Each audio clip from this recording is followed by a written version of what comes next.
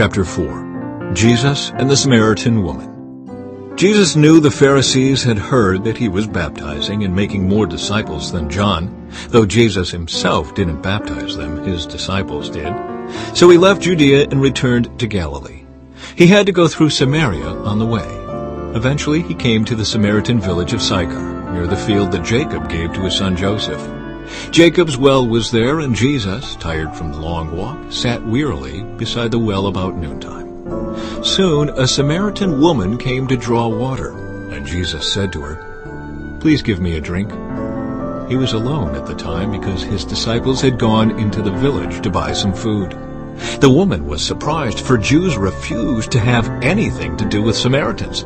She said to Jesus, "You are a Jew, and I am a Samaritan woman. Why are you asking me for a drink?"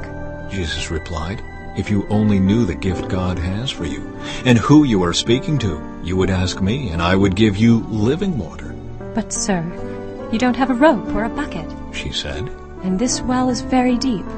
Where would you get this living water? And besides, do you think you're greater than our ancestor Jacob, who gave us this well?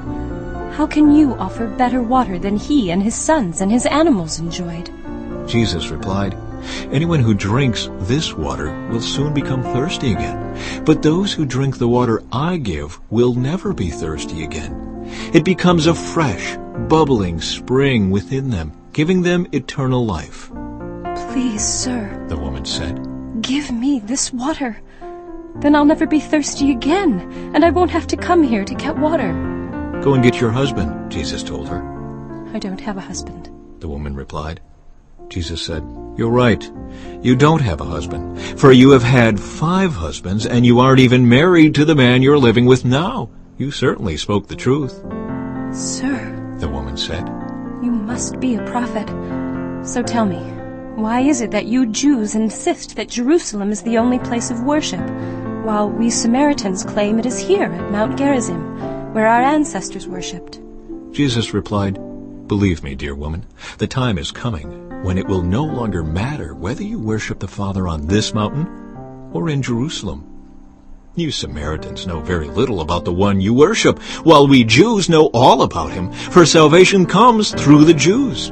But the time is coming, indeed it's here now, when true worshippers will worship the Father in spirit and in truth. The Father is looking for those who will worship him that way. For God is spirit, so those who worship him must worship in spirit and in truth." The woman said, "I know the Messiah is coming, the one who is called Christ. When he comes, he will explain everything to us." Then Jesus told her, "I am the Messiah." Just then his disciples came back. They were shocked to find him talking to a woman, but none of them had the nerve to ask, "What do you want with her?" or, "Why are you talking to her?" The woman left her water jar beside the well and ran back to the village, telling everyone, "Come and see a man who told me everything I ever did. Could he possibly be the Messiah?" So the people came streaming from the village to see him. Meanwhile, the disciples were urging Jesus, "Rabbi, eat something." But Jesus replied, "I have a kind of food you know nothing about." "Did someone bring him food while we were gone?" the disciples asked each other.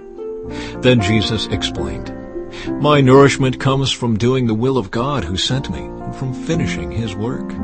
You know the saying, 4 months between planting and harvest. But I say, wake up and look around. The fields are already ripe for harvest.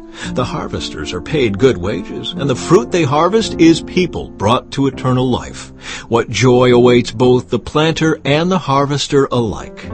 You know the saying, one plants and another harvests. And it's true.